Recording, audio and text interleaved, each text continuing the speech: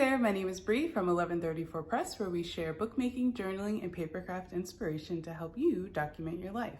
But first,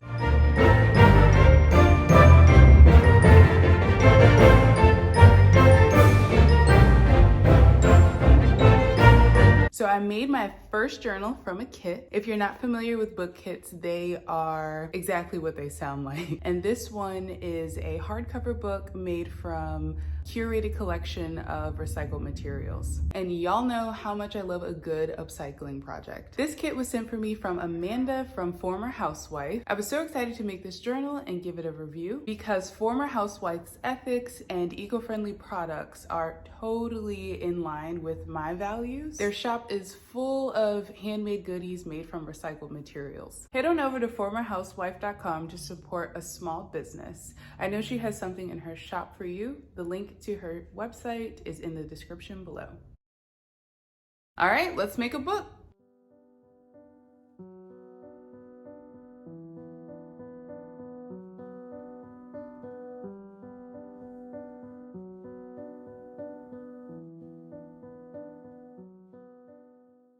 These are the materials that the kit comes with. It warmed my junk journal heart to discover that there's a mixture of different types of paper for the interior pages, and that the book board for the cover is recycled from an older book.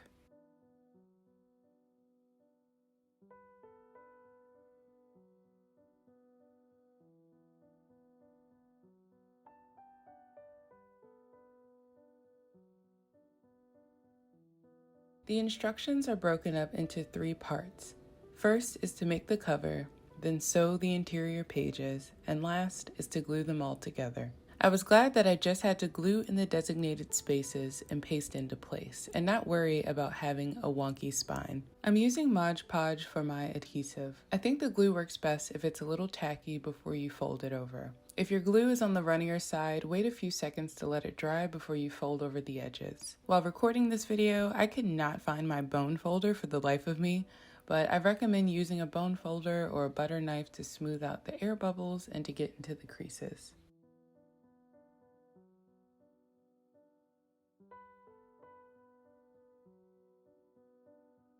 And now it's time for my favorite part of this project, which is using the pack of decorative scraps to collage onto the cover.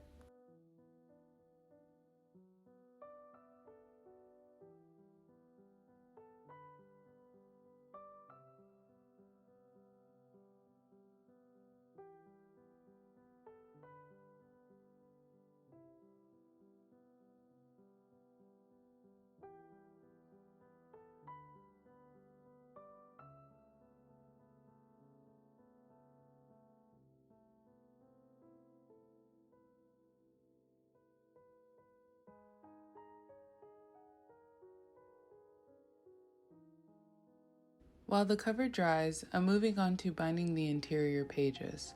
I didn't use all of the dictionary pages because they were so beautiful and I wanted to save some for a different project. That's one of the great things about this kit, is that there's so much variety in papers and paper scraps that you'll have some leftovers to add to your stash.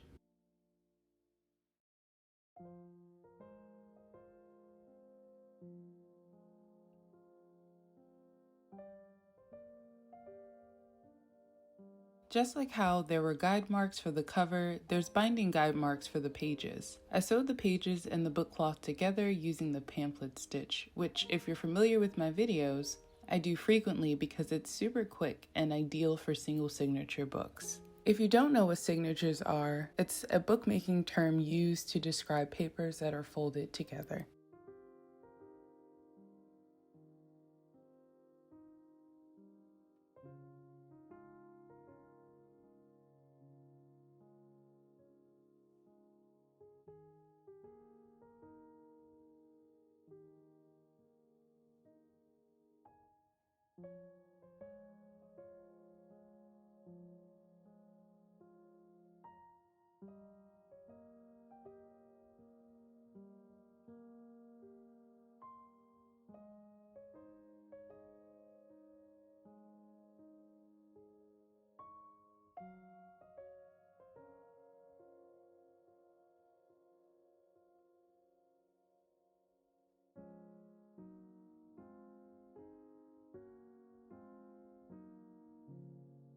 The last steps are to glue the interior book cloth into the inside of the cover, then glue the end pages that are cut perfectly to size.